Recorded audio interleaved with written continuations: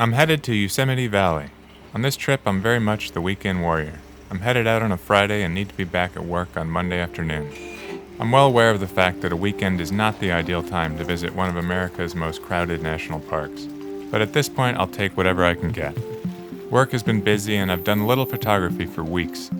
I'm in need of the mental lift that landscape photography offers.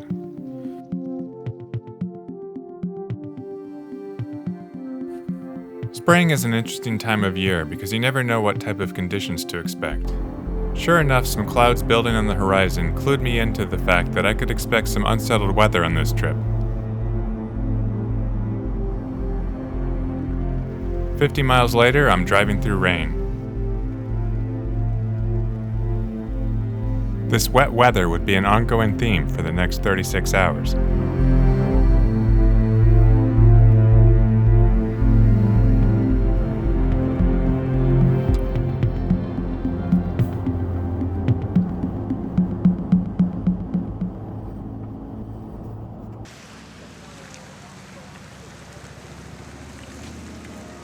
The valley felt moody and subdued, with low clouds moving between towering granite walls.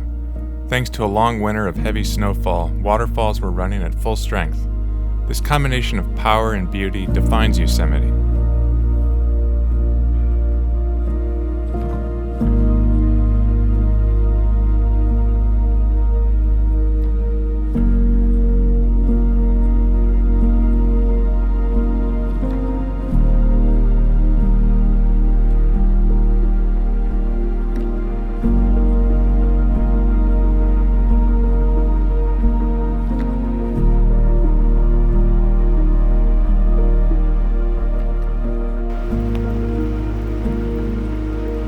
It's amazing how quickly we transition into a less hurried routine. The simple task of setting up camp is a welcome respite from answering emails and delivering projects on time.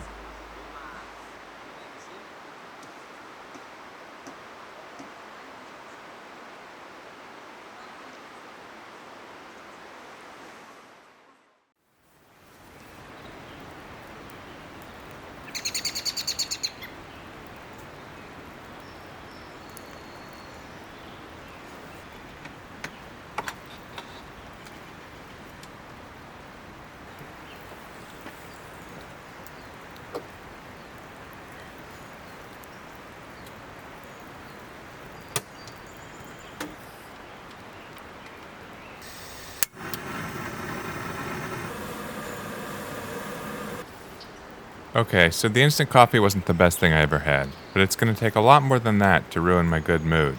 I'm in the beautiful Yosemite Valley, and it looks like the rain has stopped.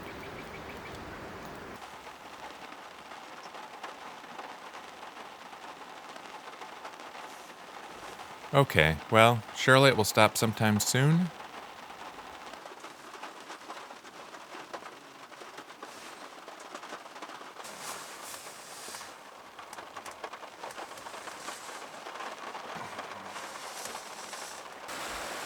Eventually, the rain does subside a bit, and if nothing else, I can at least go for a walk along the river.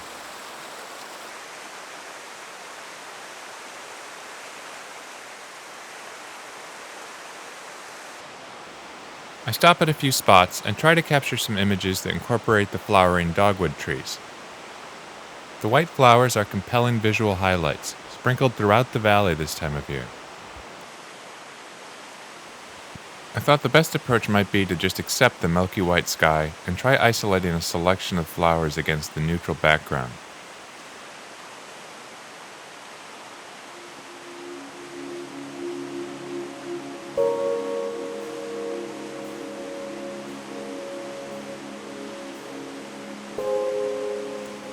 Eventually, I turn around and head back towards the truck. I spent some time trying a similar approach with the rushing Merced River as a background. Getting the flowers in sharp focus while allowing for motion blur in the water is always a bit tricky.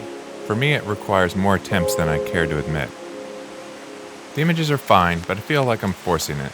The light could be better, the trees aren't in full bloom yet.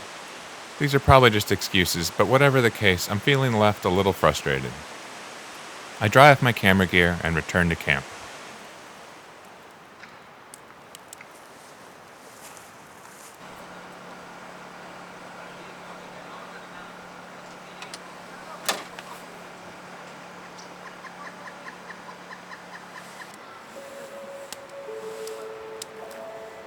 After dinner, I relax and watch the last light of the day sweep across the face of Half Dome.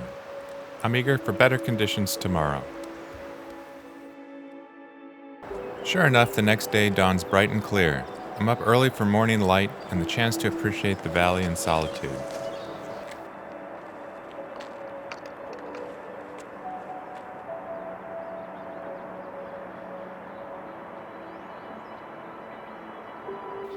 I head to a nearby meadow where there's a lovely group of trees that all have new leaves. There's a bit of low-hanging mist in the air, not a lot, but just enough to help separate the trees from the background. The scene feels very lush and peaceful.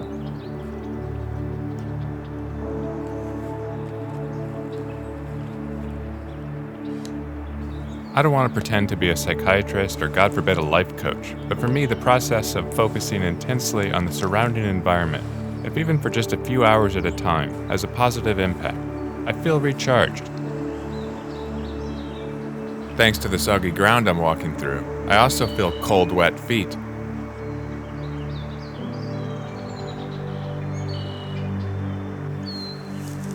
I notice that the low fog is building nearby, and I hurry to change positions, trying to find a composition that might work better.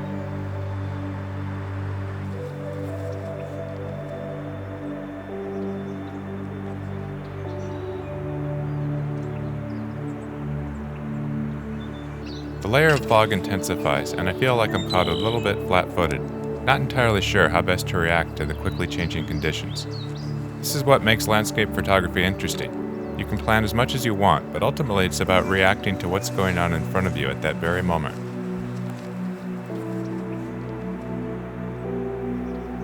At some point, an alarm bell should have been going off in my head, but I was oblivious and had developed a bad case of tunnel vision. I was mostly surrounded by blue sky at the time, so I just assumed that what I was seeing was a small pocket of isolated fog. The following morning, while shooting nearby dogwoods, I had the pleasure of running into Franca Gabler. If you haven't heard of her, you should look her up and take a look at her amazing images of Yosemite and the Sierra. We chit-chatted briefly, and she asked me if I had been up to Tunnel View the previous morning. At this point, my heart sunk as I started to put the pieces together. Apparently, the low-hanging fog I had noted the previous morning had actually developed over the entire valley, and I had missed out on some epic views.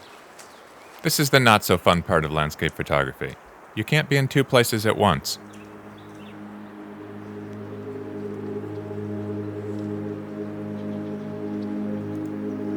Ultimately, I have nothing to complain about. Sure, there was some less than ideal weather and some missed opportunities, but I can't think of many better ways to spend a spring weekend.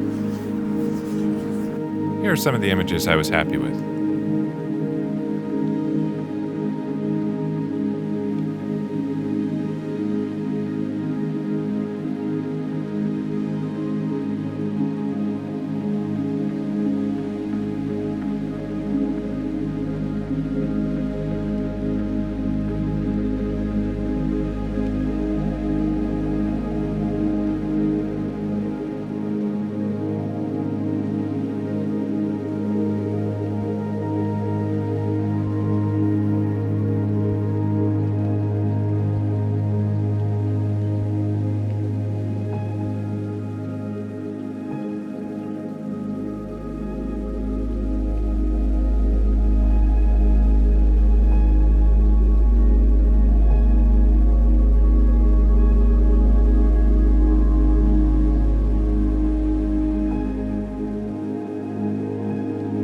Thanks so much for watching.